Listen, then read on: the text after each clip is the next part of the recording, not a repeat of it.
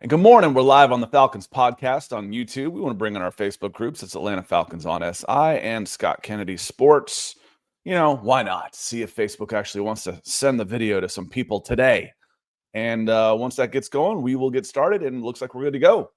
Welcome in, everybody. This is the Falcons Podcast. My name is Scott Kennedy. I will be joined by Nick Kendall before too long. And we've got a Wednesday ahead of the Minnesota Vikings game as the Falcons are 0-1, and the Vikings had a very impressive comeback on Sunday Night Football to go to Monday Night Football. Sunday Night Football? Monday night? I'm not even sure. It runs together when you're doing stuff every day. To go up to 1-0 and with their rookie quarterback who looked like a rookie quarterback for three quarters and then all of a sudden looked like a top 10 pick in the fourth quarter against the Bears defense. So we're going to get into all of that. I titled this, How do the Falcons Bounce Back? And there were some really good things that we like seeing in this game against Tampa Bay. So, you know, we're not throwing in the towel by any stretch of the imagination. And we said the Falcons were underdogs going into this game. And if they started 0-1, it wasn't the end of the world. They started 0-1 last year and then shocked the world by going up and beating Philly last year. They didn't miss the playoffs last year because they went 0-1. They missed the playoffs because they lost 4 in a row after sitting at 6-3. And having a 2.5 game lead over the Buccaneers in week 11 and spitting the bit. That's where it all went bad. So it is a long season, and we're not ready to say goodbye to it just yet, especially with no first-round draft pick. We're not talking about next year until, February. But we go live every Monday and Wednesday, and then Garrett goes live on Tuesdays and Thursdays because we like having the conversation with y'all. So I want to say hello to some folks. Like Rusty coming in. Rusty says, if we couldn't run on Tampa Bay, I don't see how we run on Minnesota. If Drake doesn't play, this is a guaranteed L. Drake's important, obviously. Then we'll see what comes back with we'll see if Mooney comes back. He's obviously important. And again, when I was watching this game, the one thing I do not want to see against the Minnesota Vikings, because they play so many guys close to the line of scrimmage, is side to side. You cannot play horizontal against this team. You can't play wide receiver screens, tight end screens. If it's a third check down to Bijan Robinson because everybody else has backed off it, fine. That's different than setting up screens constantly. They're too good in their front seven, and they're too aggressive with Brian Flores as their defensive coordinator to try and go side to side. You're going to have to go right at them running the ball, and you cannot abandon the run on this. And Rusty coming in back-to-back talking about, says, I was going to go to the Carolina Panthers game because you live in North Carolina, but I'm not sure I want to spend $500 on tickets to watch two potentially 0-2 teams. So I was like, what? What are you talking about? So I clicked on ESPN. I clicked on the score and it says tickets as low as $47. I'm like, what, Rusty? What are you talking about? I'm like, all right, let me see exactly where those tickets are. And dude, you're right. The only things that were from $47, anything under $100 was only in the 300 section in the upper ring. Everything underneath that was at least $200. I was shocked. So must be, decent business. Get your season tickets for the Carolina Panthers now just so you can resell them. My goodness. Decent business. So I will bet a lot of money. If those two teams are 0-2, those come down a lot by game time. Coming in with a super chat already. Greg Elrod, appreciate the support, my friend. He says, good morning, my favorite sports talk guy. Have a great show. Thank you, my friend. It's better already. Better already with you here, lighten up our show with the green, literally the green here. That's not a double entendre there. Helping to keep this forehead nice and shiny, and the hair work in my forehead was extra big today. So things are going good today. Certainly appreciate it, Greg. With the support. John Harrell is here. Good morning, family. Happy hump day. Right back at you. Dantes is in as well. Psalm from out in California. Good to see you. And Tango, yeah. Tango, tomato, FPV says, Falcons love manifesting losses. Doesn't manifesting kind of mean creating them out of nothing? Just, you're manifesting it? Or is that just creating period? I'm not necessarily creating it out of nothing. But every once in a while, how about the fan base actually hypes up our squad? Sheesh. Oh, Tentago. Are you new here? Are you young? Have you not been beaten and ground into submission and your bones chewed up and spit out by this franchise yet? Brother, I love the optimism. I do. But Falcons pessimism and cynicism is well earned. It is. It's well earned. So I don't get on them too much for being a little cynical because I'm cynical. It's definitely well earned. Speaking of well earned, here comes this guy Nick Kendall, and he's living out of the closet now. It looks like no. When are you on the move? When are you taking off? A week from today is when the moving truck comes. I'm going to be in Seattle for a few days after that because we're not subjecting the kid to the drive. So I'll be flying with him a few days with the wife driving the car with the pets a few days ahead of us. So complicated. Then I'm going to be back in Seattle for a few days and then make the drive myself with our other car. But back and forth. Holding on. You should see. I mean, I don't know if I want to show up, but this whole wall here is just unbelievable amount of boxes packed up for our house. It's just I've lived in my house for almost 10 years and that's how my house still looks. So okay. Well, a lot of crap. I just hit my 25th anniversary, as a lot of y'all know, and pick your battles, and my wife does not get rid of things. I say it's kind of like living in the cabin of a first-class airplane. Everything's really nice, but no matter how much space you have, it always gets really tight. Got to move sideways down the aisles because there's stuff everywhere. Any flat space, table, countertop, chair becomes a shelf. It becomes stuff, just things to sit up. And I just want to go through with a overpowered leaf blower and a dumpster and a match. I can say what'll make you do that though is if you buy a new home, it's really a lot of. It doesn't help. Wow. Okay. You get a lot less sentimental when you're packing everything up. It doesn't help. I had a 1,600 square foot townhouse in California. I was embarrassed at how much I had to pay for that when I moved from Atlanta. Yeah. Went to that into a 4,000 square foot house because we were lucky enough to stay employed during the downturn. So we upgraded when those prices crashed out. Mm-hmm. It was on the same street, actually. We bought a truck that was there for 2.5 to 3 rooms. We got a truck and hired some workers to come in and fill it 3 times. 3 times. And I loaded up my SUV probably 25 times myself and just drove back and forth. Unbelievable. All right, enough of that. Let's move on. John Harrell, Younghoe Koo still on the roster. We're bringing in competition. The competition, a guy that's never kicked an NFL field goal. That's not true. I looked up John Parker Romo after you said that because I didn't write the story when I saw him.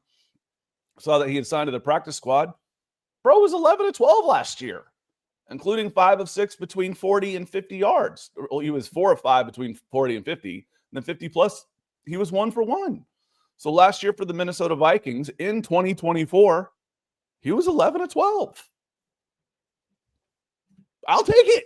Yeah. So we'll see. We'll see how it goes. I said before, I was only calling for one job, and somebody came in and got really mad in the comments. It's a bigger problem than this, and it goes down. It's always the boogeyman, Rich McKay, too, who really isn't as involved in the day-to-day operations as you guys. A lot of people would like to think he's the Wizard of Oz behind the curtain back there. And I'm like, listen, I'm not going to call for them firing everybody the day after the week 1. It's not going to happen. Let's talk about things that actually possibly could happen, things you realistically have a chance to change from week 1. I'm not talking about firing Raheem and Terry and Rich McKay on week 1. That's fantasy land. That'll never happen. So, but John Parker Romo, he had a good year last year, Nick. Mm-hmm. No, yeah, he did. And I mean, God, we were sending texts back and forth as soon as that. I think I was 30 seconds ahead of you, maybe. But the Koo kick is just like, we cannot have it. Especially because it's built off of last season as well. And sometimes you mention all the head coaching staff and all these other pieces. It's so intricate and there's so many pieces. Changing a kicker is about as easy as it gets. That's one variable. I mean, I think we might have talked about this on Monday too, but if the freaking Bills can bring in Matt Prater and run a fire drill where the clock is running to change, get the offense off and the special teams on and get the kick and nail it down with Matt Prater. Granted, he's 41, 42 years old. He's been around the league for a bit, but still, that's one variable. That's one that's an easy change, and with considering what Koo's making and built up of last season as well, it was a last straw, Nick. Yeah. It wasn't, again, everybody's scapegoating Koo, but this all was wrong, and this all was wrong, and this was all wrong too. Yeah, I know, you're right. It wasn't all on Koo, and Koo making his would have tied, and we mentioned the Tampa Bay kicker missed one too. Tampa Bay didn't play all that well. That's why I titled the episode. It was a missed opportunity. Tampa didn't have a good game. That's not if that's as good as they're going to get, they're not going to be very good.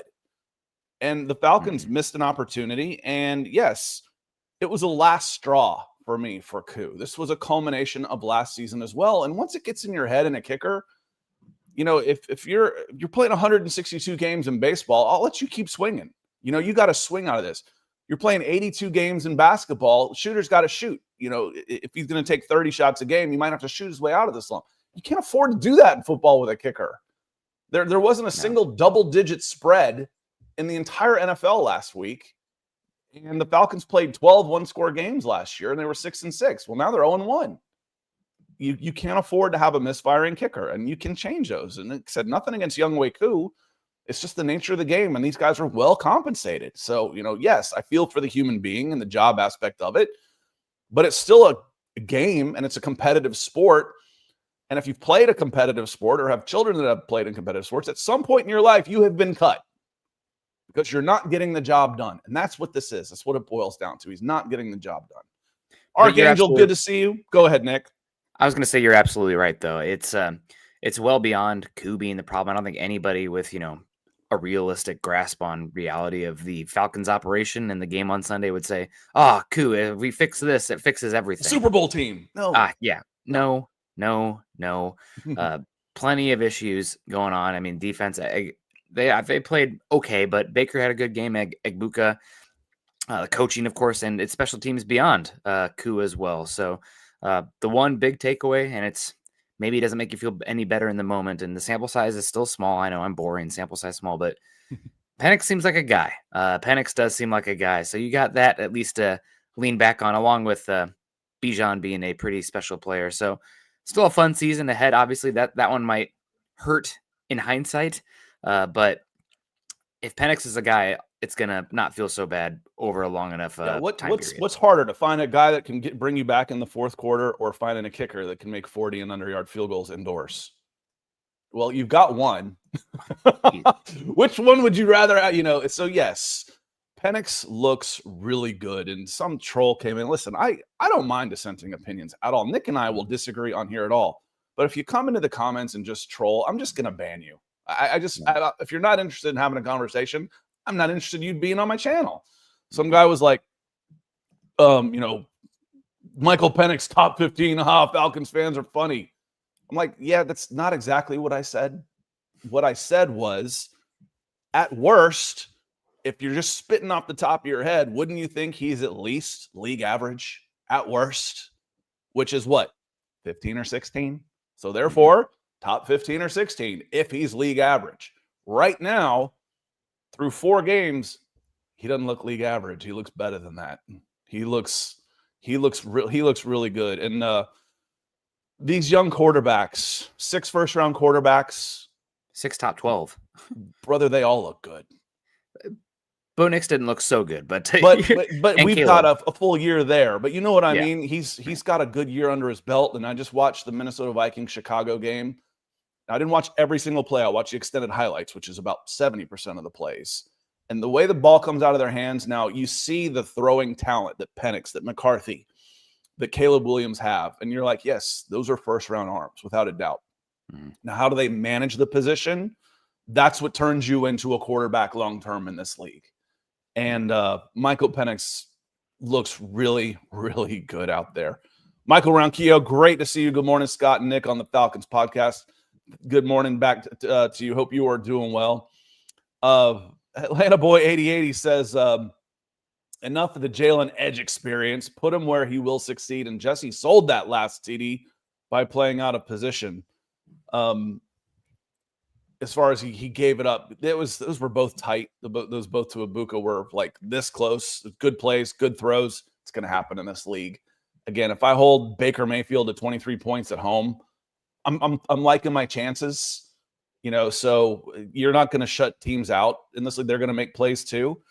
As far as Jalen Edge experience, enough of the Jalen Edge experience, he wasn't really used the way you drafted him to. James Pierce was, which is to pin your ears back and go after the quarterback. But those guys were Leonard Floyd and James Pierce. Jalen was in there earlier being a hold down the line, set the edge.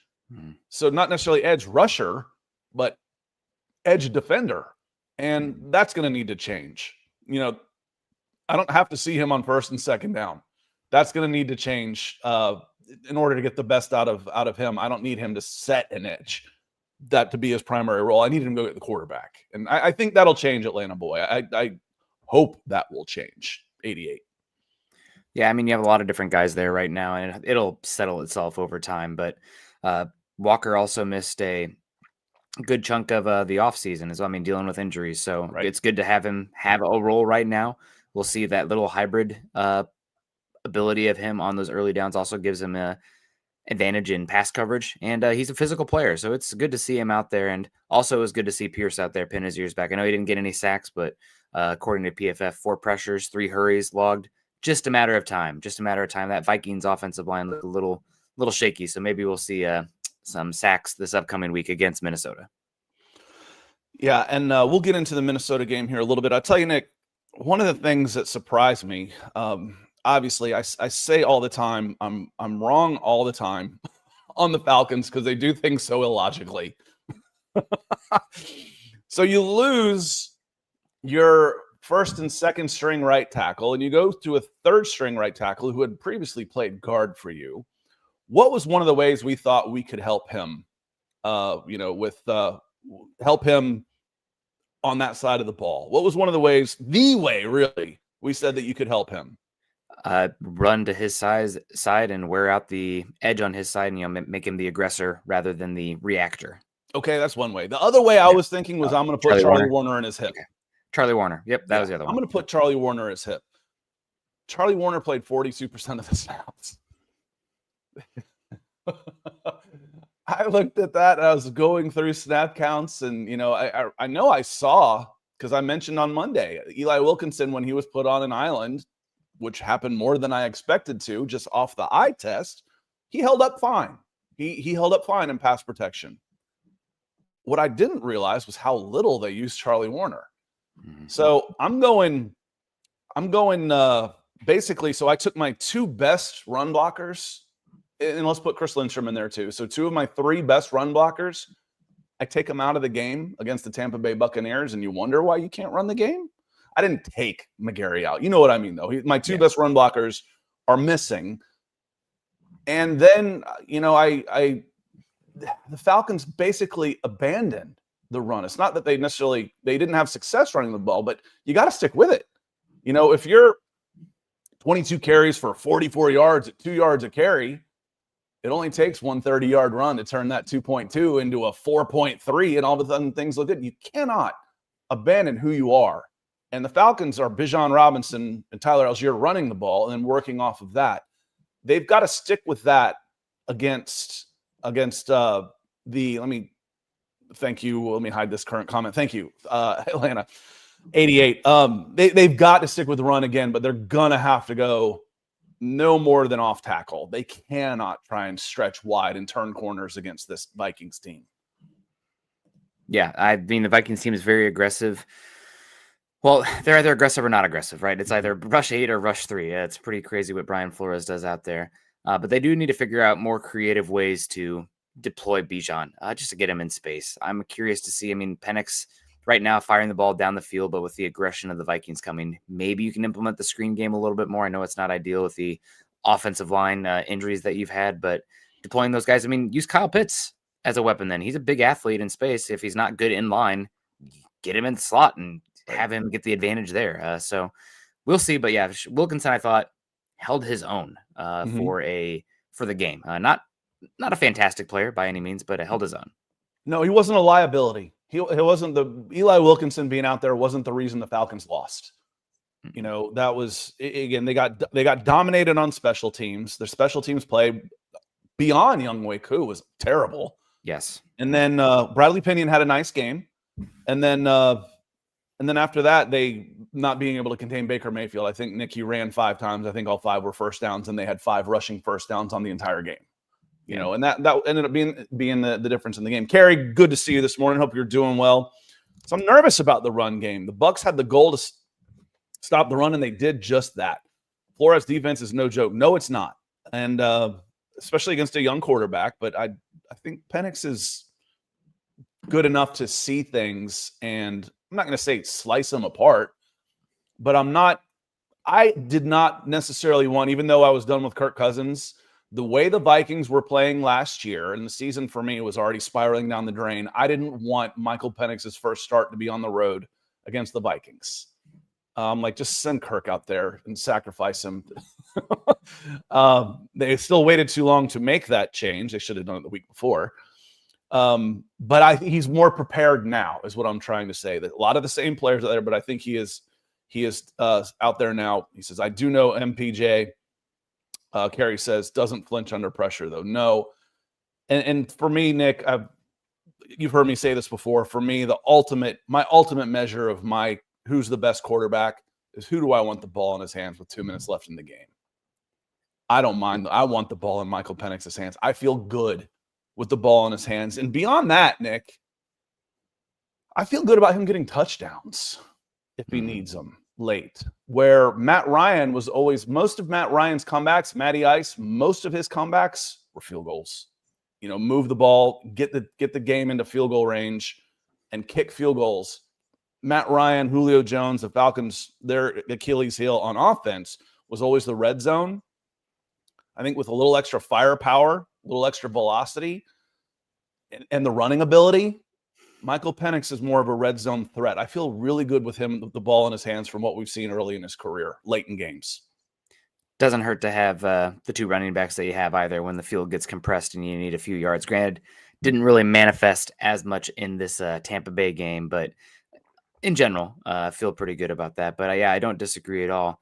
Heck of a game for Penix. Again, I saw a comment in your top 5 quarterback. I'm not quite ready to dub him anything like that, but I mean, right now he has a chance to be as good as anybody drafted in that class, and he looks like the real deal. It is unfortunate for him, with the defense and special teams, not really setting him up for success. It's kind of the opposite of Denver, but he's definitely set up for statistics. So if you got him in fantasy, that'll be good. And I do see some questions in the chat also about Drake London. Haven't heard anything. I think Wednesday, typically you start to get an idea. Today. He's questionable. Sunday night, he's been one of the league leaders in targets here over the since Penix has taken the field. So he's on one of my fantasy teams. I don't know if I told you guys that in the chat. I messaged Scott. I had the 12th pick in a 12-team league, and I got Drake London. So hoping he's healthy, but we'll be following that one, but haven't heard anything as far as the in or out yet, other than he's questionable still. Island Mike, good to see you. Michael Lewitzki says JJ looked good in the second half, and he can run way better than Baker. He's a different kind of runner. I wouldn't say way better than Baker, because Baker's a good runner. JJ's a good runner. Caleb Williams is different. Those guys can run. Caleb Williams is a weapon running the ball. He's running away from guys. But yes, JJ can absolutely run the ball, and he can also plant his back foot and make every throw in the book. So it's a matter of that pick 6. It's funny. I didn't know when it was. When I was watching, I knew he had thrown one, but they loaded up heavy on him. And then they had the corners do the smart thing. Press. Let's jump the route. They loaded up heavy on him. He steps back and fires because he recognizes a blitz. And my first thought was, oh, nice. Recognize a blitz, get rid of the ball quickly. But he threw it about 40 yards across the field on the opposite hash to an out route, and it went the other direction. So those are the kind of things you want from a rookie. If you're going to pressure him, then play tight. Make sure that you're all over the receivers and expect the pressure and contain. Yes, they've got the weapons to beat you downfield, but golly, it's just a killer when you do everything right and the quarterback gets 7 yards on 3rd and 5. It's just a killer. It's demoralizing, Nick. Yeah, absolutely demoralizing. God, it makes me think of Russell Wilson in his heyday, where he just squirmy, sneaky little, frustrating with the Seahawks. But yeah, no, the Vikings will be interesting. Well, I am going to be curious to see if Christian Darrisaw plays. He's been one of the better tackles in football over the last couple of years, and he was inactive versus the Bears, working back from, I think it was an ACL. It might be Achilles. I cannot remember what his season-ending injury was, but that offensive line is definitely worse without him there. So maybe another game you can take advantage of the offensive line and the James Pierce, Walker, Ebiketie getting after the quarterback. And I mean, gosh, McCarthy looked good, but it is a one-game sample against the Bears and a new defense as well. So we'll see. I mean, granted, I'd probably take the Bears defense on paper over Atlanta's right now, but you have some pieces and can take advantage of it all the same. We got Larry. Is Koo getting real competition? Because that's Scott saying Lenny's a project. Yeah, he's getting real competition, and it's rightfully so.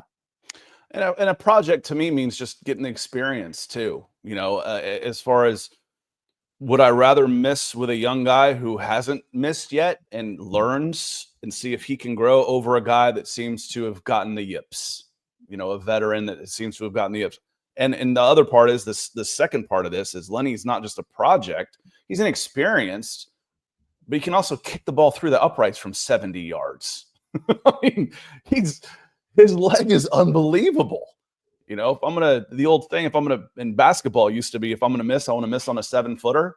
If I'm going to miss, I want to miss on a 6'6", 300-pound guy with good feet, or a 4'4", 40 guy, or a kicker that can kick the ball through the freaking moon. Mm-hmm. That's the guy I want to miss on. If I'm going to miss on the guy with upside. I don't see any upside right now. And again, you're giving up on Koo too soon. No, I'm not. That's the nature of this business. You can't kick your way out of a slump in this business. You just can't. And the 49ers just cut their kicker, who had a worse season than Koo last year. He'll pick up somewhere on a practice squad or whatnot, and he'll get a chance somewhere else. That's the nature of the business on this one. If he was in college, he'd be benched, and they've got 4 kickers on the roster. It'd be somebody else on this one. And Sam says, several teams are out. Yeah, there were a lot of missed kicks over the weekend. There were a lot. I watched another one, in Monday night with the Vikings and Bears. There was another missed field goal in that one. You have missing extra points in the Sunday night game, I think, as well. I mean, it's just, I don't know. Case of the yips. We got Sip thoughts. I want a competent kicker again. I thought I'd never have to say that, but here we are. I wouldn't say it's champagne problems necessarily because, man, it's frustrating. But kicker is still down the list a bit for me. And would you rather have the kicker? But the thing is, the Falcons have had really, really, really good kickers. So that's more about the long. It's like, wait a minute. You've heard me say this about the running backs, Nick. Even when the Falcons were terrible, they've had great running backs. So not being able to run the ball hurts the heart of an old school Falcons fan with William Andrews and Gerald Riggs and Michael Turner and Ironhead Hayward. John Settle being the first free agent to ever rush for 1,000 yards. It goes on and on and on. Really good running backs. So to see these guys misfiring like this is like, what the? No, we do kicking in Atlanta. Morton Anderson, Matt Bryant, those guys kicked for 20 years. So it is a problem. And again, not scapegoating Koo, because Koo didn't lose this game. At best, it would have been tied, and the other kicker missed one too. But again, last straw. This is a culmination of last season. This is a last straw kick, not a, oh my God, this is going to, no. This has been building. Yeah. This isn't coming out of left field. And the other part of this, Michael says, he was terrible on kickoffs too. Terrible. Watching the game last night. I watched it this morning. It wasn't last night. Sorry. Like I said, it all kind of runs together. The Minnesota Vikings kicker was putting the ball on the 1 every time, making them return it, and they're in the field position difference was between the 22 and 27-yard line instead of the 35 or 40 where the Falcons defense seems to start every single freaking drive after a score. So it is. He was bad on kickoffs too. Absolutely. Yeah. I mean, what are you here for? What is exactly you do here? So hopefully Koo will start to I don't know. I've seen enough, Scott. I know that last year he won Special Teams Player of the Week. Granted, that's more situational than anything. If you get the opportunities when you're a kicker, then you can get. So did Troy Anderson in that same game, I think. Yeah. Nice. So did Troy Anderson. We haven't seen hide nor hair of him either since then. NFL, not for long, and one game doesn't mean much, and What that have you can done for go me lately? either way. Next man up. You use all the cliches you want to. When you're making millions of dollars, you got to deliver.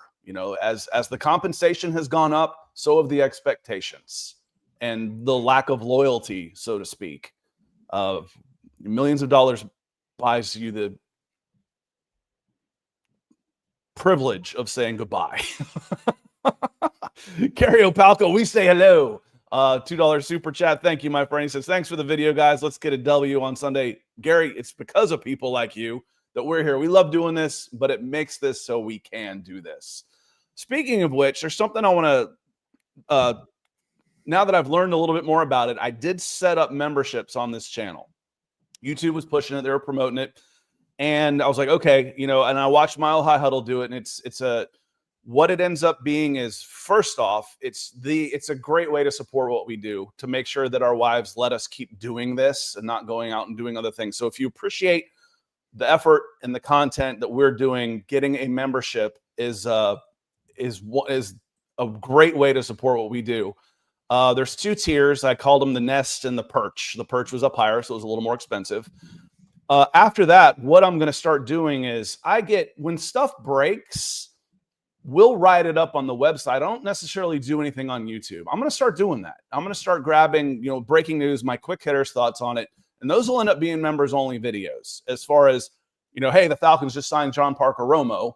He was 11-12 for the Minnesota Vikings last year, including 5 of 6 from 40 to 50 yards. This is legitimate competition for you would have heard that on Monday, that type of stuff. So we're going to start doing those things as well. I'm going to drop this in the chat real quick for all the sites, for the Facebook pages too, if you want to come over and be a member. I want to say thank you who helped try and figure it out. My first member was Brian Anthony. He's got his Braves logo on there, and you get a little avatar. I'm probably going to turn it into a bird, into a Falcons logo on there. So you show up here as one of the as there. And my second one, who went and said, how do I do this? And was really good about following up on it. So I know he really wanted to do it, was Marcus Cook. So shout out to our first 2 members of Brian Anthony and Marcus Cook. But it's a great way to support the channel, support what we do. And we will provide value beyond that as well, beyond your just saying, hey, thanks for helping us be able to keep doing what we do. We will provide you some extra benefits as well. Yeah. Nick Martin, we're going to get on Koo, and then we're going to move over a little bit. He says, honestly, Koo's accuracy has decreased year over year since the end of the 2013 season. Well, 2024, he got off to a decent start. So that was just last year. So but he wasn't great in 2023 either. So he had a perfect year, not perfect year, but his best year. And then 2023 was solid. 2024, it kind of fell off the rails. He had the special teams player of the week, kicked the 4 field goals against the Saints, I think. And then it went off the rails. You could blame injury on that. Again, Kirk Cousins gets a lot of shtick for trying to play through an injury. Younghoe Koo did the same thing. That's what professionals do. And it hurt him. And for me, it's too late now to try and come back. He thought he was back. Great camp, healthy, feeling good, great preseason. Shanks the first kick he makes and barely made another one, and then was terrible on kickoffs. I think we've made our points. Well, you know how we feel about Younghoe Koo. It's time. And honestly, it was time for us, Scott, at least for me.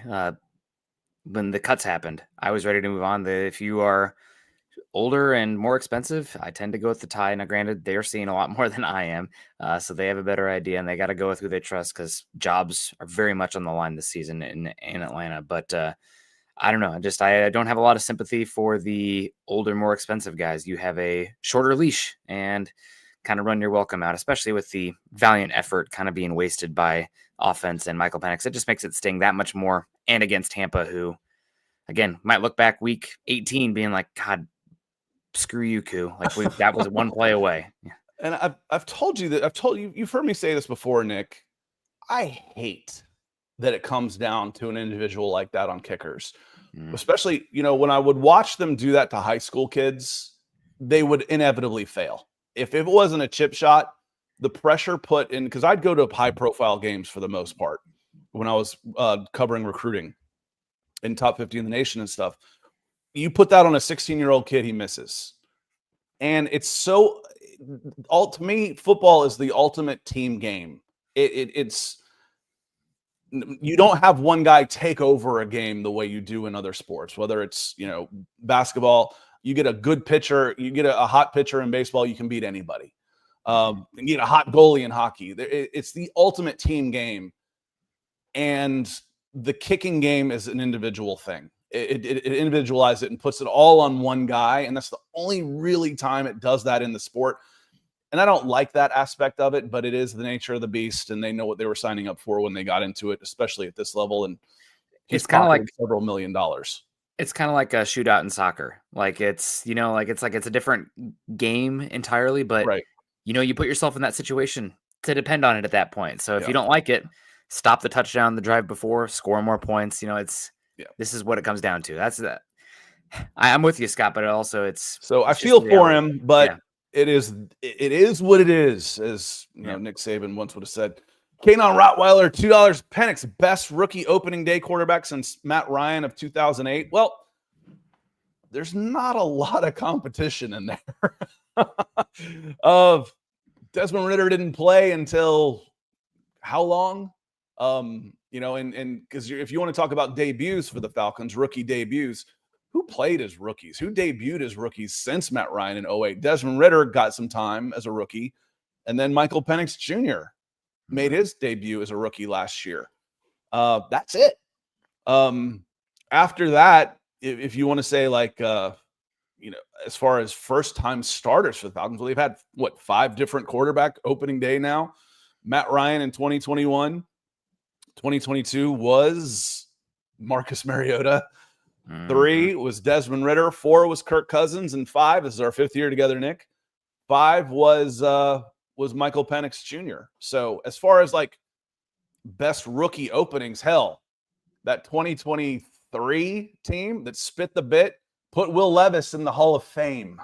If you remember that, Arthur Smith and that 2023 team put Will Levis and the Tennessee Titans in the Hall of Fame for having the best debut of all time. So the Falcons were involved in that, Tango.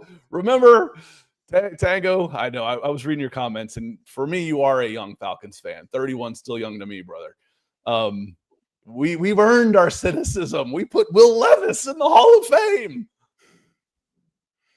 Penix, no, look good though. Happy to have him. Obviously, with the Falcons, going to be exciting. Really hoping that Drake London is healthy for this game. You're going to need him versus Minnesota, having that security blanket, somebody that if you do send splits, you can toss it to. But yeah, Penix, you should feel pretty good about that. I mean, big picture from the general manager, head coach, it's the defensive infrastructure. This is not I'm going to say this and it's going to clip. Hopefully I'm wrong, but I can pretty safely say, Scott, I think this is not a Super Bowl team this season. That's not a hot take. I know, but Nick has been getting some shtick in the comments about being a pessimist. Nick's like that everywhere. Nick and I say we're brothers from Missouri. We're both show me. You got to show me on this. So no, it's not a hot take to say this isn't a Super Bowl team. It's not expected to be. I think the run for it, what they were planning for, with the drafting and everything, and the way the money sets up on Cousins' contract, that they were hoping that 2027, 2028 might be their window to move into that. Yeah. It's a ways down the line, but it's going to require the right coaching staff in place. And right now, I would say not strong votes of confidence for Raheem Morris. There's people in chat, calling for his head or already out. I'm not there yet. He gets this season unless, you lose institutional control, as the NCAA would like to put it. But right now, again, what's the hardest thing, the most important thing? The quarterback. I think you got a guy with Penix. As long as he can stay healthy, you need to build the infrastructure around him to protect him. But that's the big thing here. Scott Dillon, now he's playing as a draft pick of Penix, make more sense, or still crazy? He's not crazy anymore. It's just in conjunction. Is that the right word? Concurrence with the Kirk Cousins signing. And that says we're going for it now versus the draft being we're going for it 3 years from now. It's just disconnected, disconjointed, whatever you want to call it. I know ideally you have teams that free agency is more about the now and the draft is more about long-term, but that's for teams that are the Chiefs right now. You're picking at the very bottom of the first round, not lottery picket, quarterback shifting. So I think in hindsight, though, it's worked out obviously as good as you can. A sunk cost with Kirk Cousins. Yeah, and no, it hasn't, Nick. Again, I'm gonna interrupt on this because I've got the video. Scott, if you want to hit me up on DMs or something, I've got the video on my YouTube. I reposted it the Monday, but it was the Monday after the draft, and it wasn't about Penix. If you go all the way back to January and stuff, getting a quarterback in this class always made sense. There were 6 first-round guys in the top 12. The Falcons needed a quarterback. Getting one always made sense. Mm-hmm. It was the allocation of resources that was crazy. And that meant signing Kirk Cousins. If you want Penix, you don't sign Kirk Cousins. And if anybody says, well, they wouldn't have been able to get Penix without spending $100 million on Cousins, you're just wrong. I mean, that's just wrong. Well, so-and-so was trying to trade up for him. Well, who says the Falcons couldn't trade it up for him? You think that the Giants at 6 or whatever it was wouldn't have rather had the 8th pick than the 13th pick of the Raiders? That's just dumb. That's just you're just manifesting. There's a word again. Manifesting reasons to believe in. It's bias beyond control, is what Scott, it is. If you have a chance to spend a 4-year, $180 million contract with a $100 million guaranteed smokescreen, you do it every time, right? $100 million smokescreen. No. So, Scott, no. Getting the quarterback in that draft always made sense, but do it the way the Vikings did. $10 million for Sam Darnold and draft J.J. McCarthy. You could have done that. And then what else did the Vikings do? They got Jonathan Bernard and Andrew Van Ginkel as free agents. Maybe you're able to spend that money and you're not threadbare at other positions where you're having to trade up all the time to get back-to-back first-round edge rushers because your pass rush is so bad. So I think the allocation of resources, Scott, was crazy. Getting the quarterback in that draft was always the right move. Yep. I think we kind of cobbled together our ideal plan was paying Daniel Hunter big money to finally solve Daniel Hunter. And we don't know how hard they tried on that. Yeah. But once you got Cousins, though, I think it's kind of hard the money there. You needed Michael. Getting the young quarterback was the right move for this franchise. They just blew $100 million before doing it, and that was mind-boggling. Nobody has done it that way for a reason, and nobody will probably ever do that again. It was a poor allocation of resources, but getting Michael Penix again will cover a lot of ills on that one. So, but appreciate the comment on that. Coming again, Darth Rev. This feels like a newer name. I feel like I would recognize that name in the very cool, I was going to say avatar, but profile picture on there. Darth Rev, he says, absolutely love you guys. Well, I appreciate it. Oh, there you go. I never catch you live, but I always watch the video. Well, thank you, my friend. And I love it when y'all get a chance to come in and say hello, because we do about 8 times of our total views are after the fact. So I love it when y'all are able to come in and say hello. Pitts looks solid, need more deep chances, but Mooney should open that up more. 2 things on this, Nick. 1, 59 yards for Michael Pitts. For Kyle Pitts, over 17 games, averages to like 1,003 yards. So that's good. Now we need some touchdowns. 59 yards and a touchdown, 55 yards and a touchdown looks a lot better. The second part of this, I agree with you, Darth Rev. Mooney will help. But if you've got first-round picks all across your offensive line, I've got a top 10 pick at wide receiver, a top 10 pick at tight end, a top 10 pick at quarterback, a top 10 pick at running back, and my offense falls apart because Darnell Mooney's not there, my offense is crap. Yeah. So it needs to get better, period. Mooney will help, but he can't be the key, or something's wrong. Something's wrong. And it wasn't. They moved the ball well. So again, that's why I can't listen to sports radio, because I'm too opinionated. I'm like, I hear somebody say, "Oh, Mooney's really the key to this offense to open up," blah blah blah. I just steam starts shooting out of my ears. If that's the case, this offense isn't good enough. If he's the key, because he's not the key.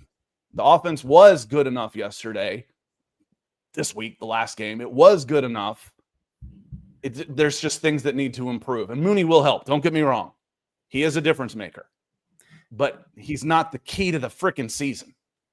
No, and coming out of this game, granted, again, 1-game sample size, but not good enough from the run game in general. And it's not fair to put everything on Michael Penix. And you have 2 great running backs, but Algier going 10 for 24 yards, 2.4 yards per carry, a long of 5, and Bijan going 12 for 24, a long of 6, average of 2 yards per carry. That's not going to get it done at all. And that's not fair to pay. The fact that he was able to guide the offense as much as he did, with the defense being not a horrible game for the defense. I thought they did okay against Baker. The defense overall, Nick, had a good game, especially when you look at where Tampa was last year. Tampa was a top 5 offense last year. They held him like 250 yards, and Baker to 167 yards receiving. The defense did its job. Yeah, for the most part. I mean, it'd have been nice if they not gave up that touchdown in the last whatever. But at least they gave it up quickly. Yeah, that's true. That's true. But really, I mean, the big shock for me is the run game. And I know Vita Vea is one of the best nose tackles in football, and Bowles has done a pretty good job, obviously, for that team for what they've done in the NFC South. But that is shockingly bad from the run game. The other part of it was 15 targets for 55 yards to Drake London. Fellas, y'all, ladies and gentlemen, that's a bad running back line, let alone at wide receiver. If I had 15 carries for 55 yards, that's 3 and change per touch. That's not a good running back line. That's an awful wide receiver line. That's an awful wide receiver line. That's got to get better. Do we believe that Michael Penix and Drake London will get better than 3.5 yards per target? Yes, we do. Yes, we do. That'll at least double coming out. If he gets 15 targets, he's going to have 100 yards. This was an anomaly. So that will get better. There's another reason why how do the Falcons bounce back? That's how. Drake will get better. There was lots of things to like on this. Tintango, great to see. Thank you. Like I said, I still consider you a young Falcons fan, and I appreciate you being now a young member with us. Became a YouTube member, so thank you so much. Shout out to you. Certainly appreciate it. And then Denver Luke coming in with a super sticker. Thank you, Denver. Always one of our biggest supporters as well. So we're about to wrap this up here before too long. And, Andre over on Facebook, he says, Zach called an extremely vanilla game. He called plays like he was scared. And they abandoned the running game, that's for sure. And the team that can't run on a 1 to go, a 1st and 1, and can't run, oh, that's scary. That's a scary sign. I think that will change. I really do. I don't have any doubt that really any team. I mean, if you're 1st and goal at the 1 and you're watching, don't you pretty much chalk it up as a touchdown like 90% of the time? And you didn't get the feeling that they were gonna score, that they could move the ball, that they would try to move the ball moving forward like that. And several of you have talked about being in the pistol like that. That's not a goal to go formation, 1 yard to go type of formation, 4th and 1 formation.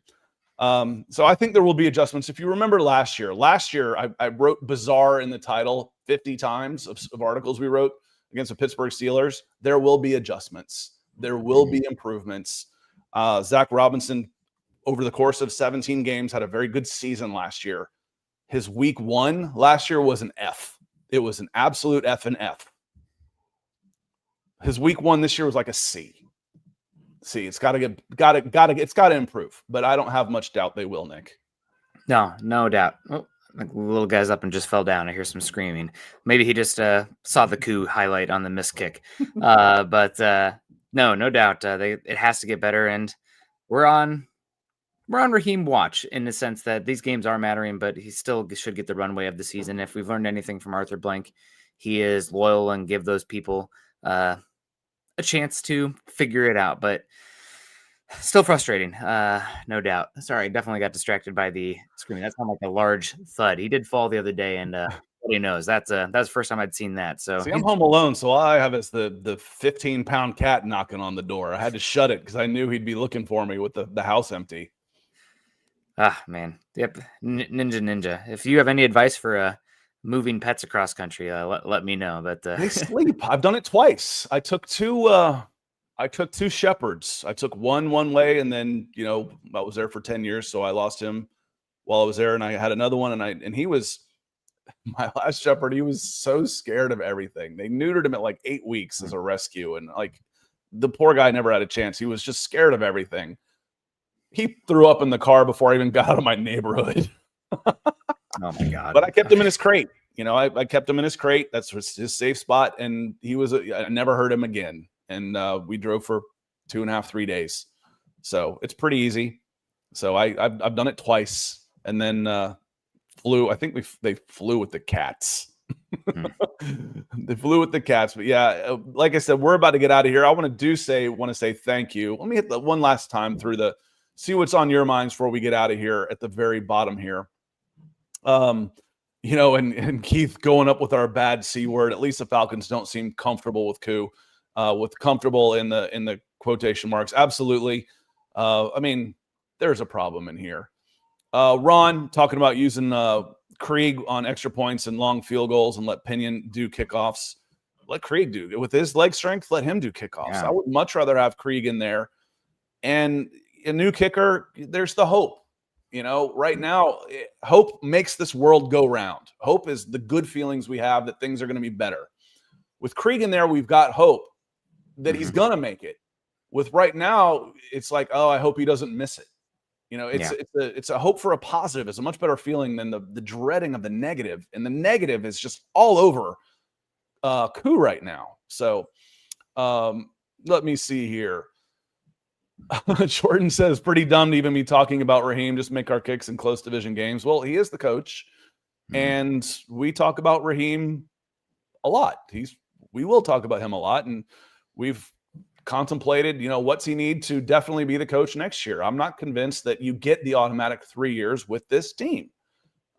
They came in with what was a playoff-ready team and put $100 million into a quarterback and then missed the playoffs. So I don't think it's too dumb. You start off 0-2, and then let's see if anybody else is talking about it, because there are people talking about it. His name's already in the news out there. Definitely had opportunities to win. Like I said, it was I put it in the title, opportunity lost. It wasn't even just opportunities to win. Like, oh yeah, we were in the game and we had a chance. That's how I feel about some softball and baseball games I watch with my kids. I'm like, okay, this team's a lot better. If we just play close, it means we're on the right track. No. Falcons had every opportunity to win this game for sure. Yeah. On that note, and it is a long season arc, without a doubt. It is a long season. I got asked last week, Monday, do you have any faith that they can win this game? Well, faith in my sports teams is the wrong way to put it. Do I like the chances better going to Minnesota than I did their chances going to Philadelphia in week 2 last year? Absolutely. I would have put it at 5% last year after that Pittsburgh showing. To me, this game against the Vikings is a pick'em. I think this is a pick'em.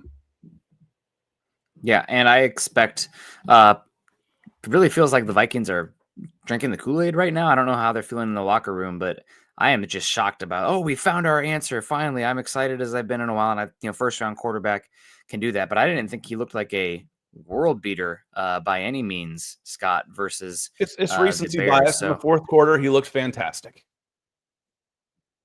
The first 3 quarters, he looked, oh my God. Yeah. That's how fickle fandom is. Short for fanatic. So we'll see. And he can throw. He absolutely can throw. He's got plenty of tools again, but how do you manage the game is what makes you a quarterback in this league. It's not, can you throw the ball through a brick wall? It's how do you manage the game? Are you accuracy under pressure? How do you deal with the pressure of winning and the pressure in your face? That's what makes you on this one. Darth coming in again. He says, we can't expect Penix to be Superman every week. Absolutely. You cannot. He's going to have some off games too, and then people will say, put Kirk in there. Somebody will. Most rational people won't, but no, everyone's going to have an off game. And what's nice is the Falcons should have the ability to lean on their running game, but they can't abandon it. They can't abandon the running game. And they did. They abandoned it when it mattered against Tampa. And you're going to have to go right at the Vikings. You cannot go side to side. They will kill you if you try and go horizontally on this team. Yeah, I do think, though, that I do have to get going, Scott, but I do think that, horizontally, yes, but you have to figure out how to manufacture touches for Bijan if the run game isn't working, because he's just too good with the ball in his hands. So can it be horizontally if it's a screen game or a quick pass or angle routes, Texas route, whatever it is, especially if Drake London is hobbled, let alone out? Got to figure out ways to get the ball to your playmaker. But this is a tougher matchup for the Falcons offense than what they had last week. Yeah, and I think it'll be a tougher matchup for the Vikings offense. I think the Falcons defense is better than the Bears. So there will be on both of those. I do. I think the overall, I think the Falcons defense is better, and they'll be able to game plan for McCarthy and some of the things he likes to do. That I think it will be a tougher matchup. That said, I think the offenses will be better across 60 minutes because they've got a game under their belts. So it should be a cleaner game. There was some sloppy play. There were some jaw-dropping highlight plays in that Vikings-Bears game, but there was also a lot of sloppiness in it too. Week 1. And again, the Buccaneers didn't play great, and the Falcons didn't play great. It was a hard-fought game between two evenly matched teams who should improve as they go forward, especially with the young players on both sides of the ball.